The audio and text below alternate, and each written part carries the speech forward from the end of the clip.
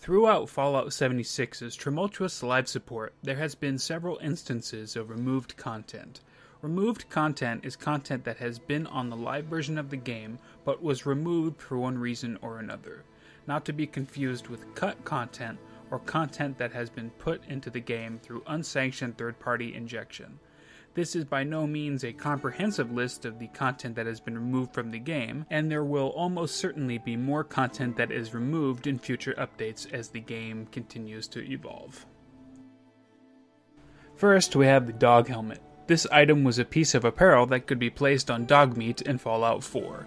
Seeing as Fallout 76 does not as of yet support a canine companion, it makes sense that this item would have been removed. Its inclusion seems to be an oversight by the developers. Next, we have the Bottle Cap Mine. A Bethesda Fallout mainstay, this item seems to have come into circulation via an exploit, and was not intended for the live game. This item was duped rather extensively, and eventually it was removed from the game and wiped from any inventories that had obtained it in patch 11.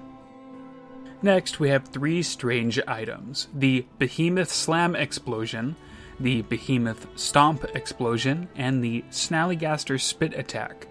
These appear to be visual effects that were for some reason able to be obtained as miscellaneous items. Clearly this was unintended, and they were removed. Next up is the ill-fated in-game Atomic Shop Kiosk access point.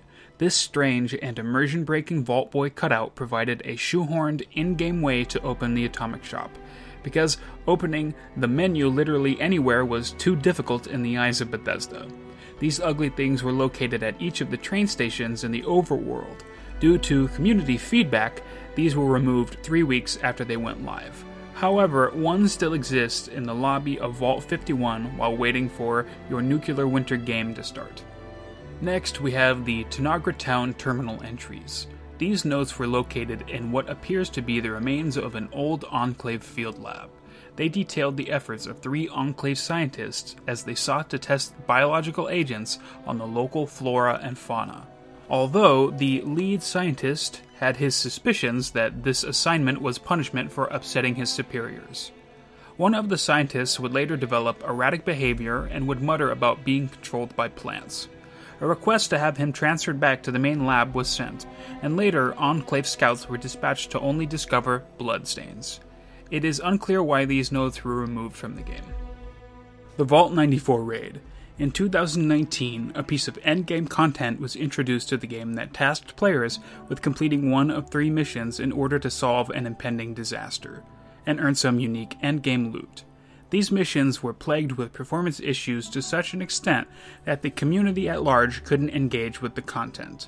These raids would be removed with the Wastelanders update, and the world space would be used to host a location for future daily ops. There were also 2 other raids that were planned, but those are outside of the scope of this video.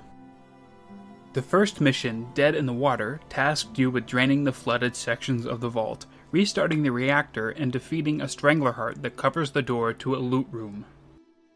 The second mission, Meltdown, tasks you with reducing the security lockdown in the vault by manipulating a council vote, resolving various system errors, and then containing the damaged GEC module that is causing a nuclear reaction.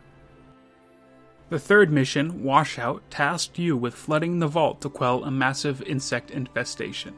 You opened intake valves, defended maintenance bots, and sealed a seed bank to preserve the plant samples the vault experiments held. Each mission would be available for a week at a time, creating a loop of pumping the vault, stopping a meltdown, and then flooding it again. The vault, much like the raid, had many problems. As a reward for completing the raid, at or below the par time, you could unlock the Stranglerheart Power Armor, the Solar and Thorn Scout Armor sets, and Mask, as well as a Vault 94 chest and icon. These rewards would later be included in the gold bullion system in the Wastelanders update. It's a shame that the raids had so many issues. The endgame in Fallout 76 is lacking, and a proper raid system would have done quite a lot to alleviate the burnout and boredom that many players feel now. Hopefully, one day there will be something equivalent in the game that functions well and rewards the player for their efforts. Night. This event had you trick-or-treating and blowing up cars in the White Spring Park. After sufficient ruckus was caused, you would face off against an angry Whitespring Sentry bot that would get melted in approximately 1/8 of a second.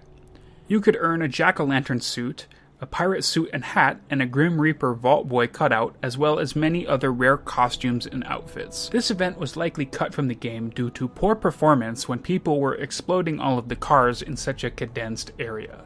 It's unclear if Bethesda will ever bring this event back or replace it with another equivalent Halloween-themed event, or at the very least reintegrate the rare rewards somehow so that newer players have a chance to earn them.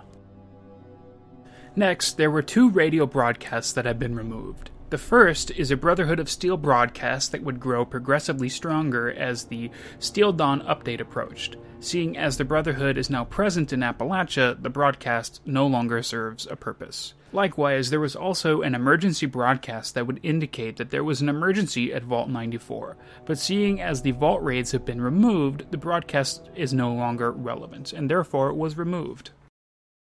This is Paladin Romani of the Brotherhood of Steel, broadcasting to the people of Appalachia.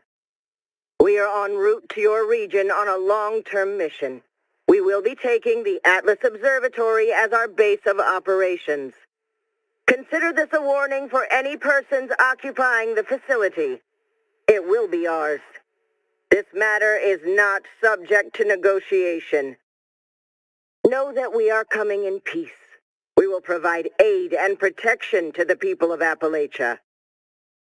Supplies for construction and repair are to be delivered to the Atlas Observatory in anticipation of our arrival. Your cooperation guarantees our ability to secure a better future for Appalachia. Be part of that future. Help us. This has been Paladin Romani, 1st Expeditionary Force. The Brotherhood is returning. See you soon. Message repeats. This is a Vault Tech emergency broadcast. Vault 94 is currently experiencing severe flooding. Maintenance personnel, report to the Vault for immediate service. Overtime pay has been authorized for the duration of this emergency. Lastly, we have the debuffs for not eating and drinking enough. These were removed with the Steel Dawn update, as Bethesda sought to make the game experience less tedious. Although some in the community lament the removal of these consequences and feel that this change did nothing to address their grievances with the food and drink system, others were happy to see this feature removed or were completely ambivalent to the whole situation. While buffs for eating and drinking still exist, the debuffs and risk of death from not eating or drinking are now gone. As time moves on and the game continues to evolve, one can only speculate that much more content will eventually be removed, whether it is because the content is broken, player feedback indicates that it isn't welcome, or by oversight by Bethesda. Whatever the case, each piece of removed content provides insight on Fallout 76 and its continued development. Thanks for watching. If you enjoyed this video, please consider giving it a like and subscribing.